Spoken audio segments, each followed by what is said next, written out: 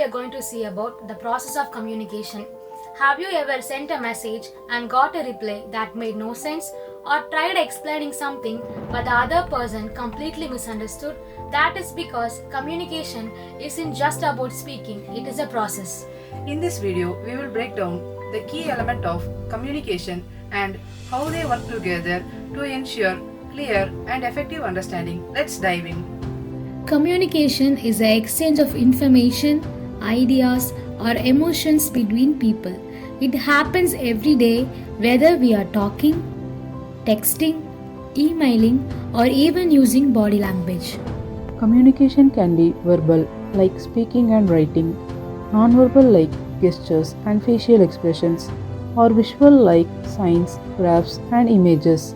But for communication to be effective, it needs to go through a structured process. Let's explore that process step by step. Sender or encoder. The process begins with the sender, also known as encoder. The sender is the person who initiates communication. This could be a teacher explaining a concept, a friend sending a text, or a manager giving instructions. The sender decides what message to communicate and how to represent it. Message. The second step is choosing the message. The message is the core of communication. It's the information being shared. It could be a question, a statement, an opinion, or an emotion.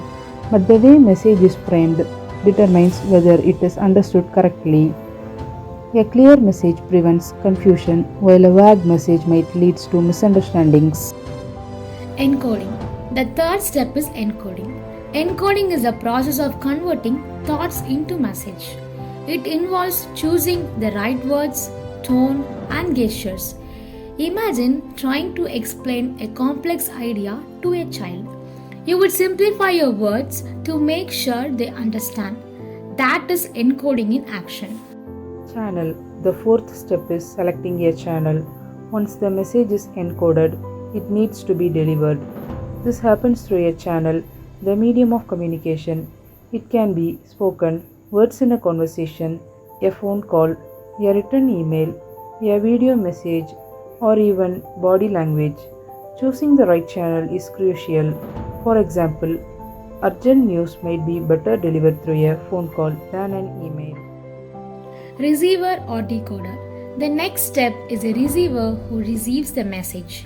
The receiver is a person or group for whom the message is intended. Their role is to interpret and understand the message. A teacher explains a topic and students listen and take notes. That makes them the receivers of the communication. Decoding. The sixth step is decoding the sent message. Decoding is the receiver's process of interpreting the message. This can be depend on factors like their background, language skills, emotions, or prior knowledge. If the message isn't clear, decoding can go wrong, leading to misunderstandings. Feedback. The last step is the feedback, which is a very important step. Feedback is what makes communication a two-way process. It tells the sender whether the message was understood correctly or not. A nod, a reply, a follow-up question, all of these are feedback signals. If the receiver does not understand, they might ask for clarification, which helps improve communication. Communication is more than just talking, it is a process that involves multiple elements working together.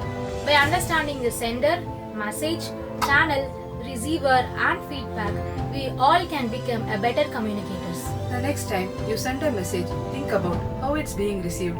Have you ever experienced a funny or frustrating miscommunication? Share your stories in the comment. Thank you.